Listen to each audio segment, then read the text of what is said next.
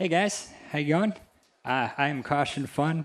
I'm a professional trading card game player, and I'd like to talk a bit about NFTs and how creating play-to-earn ecosystems by combining our favorite aspects of collectibles and the inherent utility of in-game items, how that allows for those systems to be built.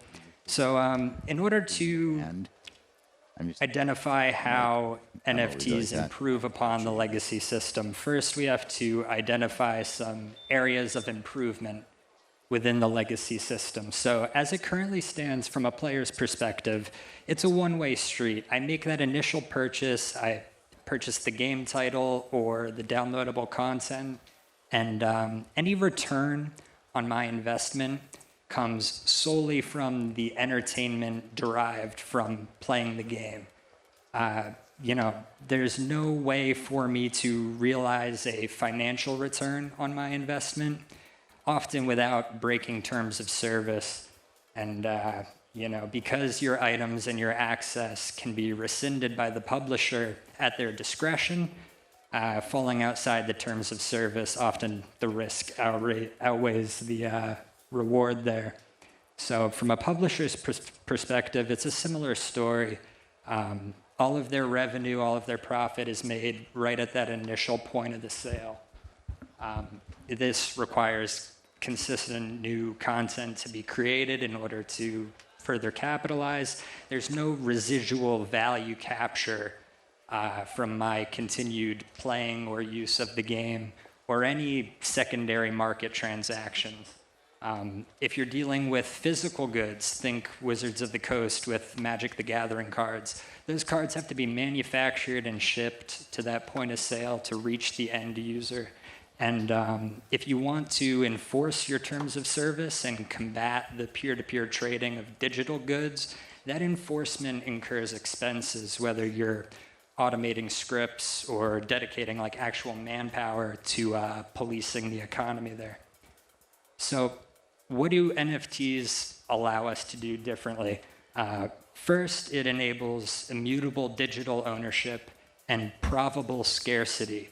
So rather than trusting the results from a centralized server, anybody is free to query the blockchain. You can get all the information you need on, the circulating supply of items, the distribution of ownership, etc. This allows publishers to easily track, assign, and verify ownership of digital goods and services.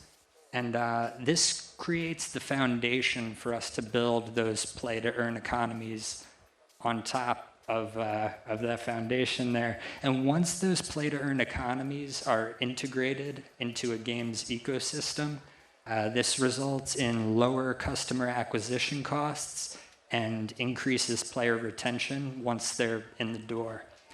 So we can dive into the numbers a bit on that. Internal A/B testing has shown that customer acquisition cost decreases by up to 30% if you have a functional play-to-earn economy integrated into your game. And once the players are there, 30-day retention rates has shown to be as high as 80 to 90% for play-to-earn games compared to 8% in the legacy ecosystem.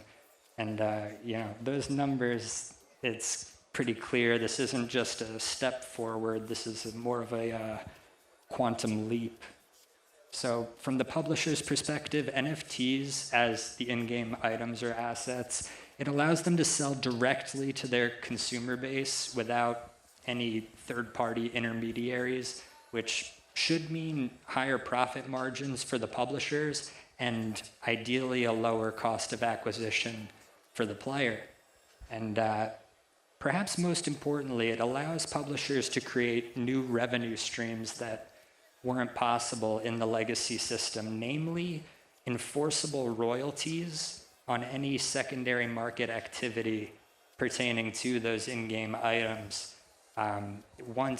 Anytime anybody buys or sells any in-game asset, a percentage can be routed to the publisher, and they can use that as they see fit. They can use it for sustainable development. they can re-inject those funds into their play-to-earn ecosystem and create that positive feedback loop that benefits all participants. From the player's perspective now, I'm woefully biased, but this is the most exciting part for me. It allows players to participate in those play-to-earn ecosystems, and for the first time ever, we're seeing players from the bottom to the top of the spectrum be rewarded for their time, their efforts, and their proficiency when it comes to actually playing the game. The immutable digital ownership combined with the provable scarcity, it gives players all of the convenience of digital collections combined with the autonomy of physical assets. Likening it to trading cards, I much prefer just typing in the name of a card and being able to use that asset in game rather than sifting through the boxes of cardboard, collecting dust back at my home there.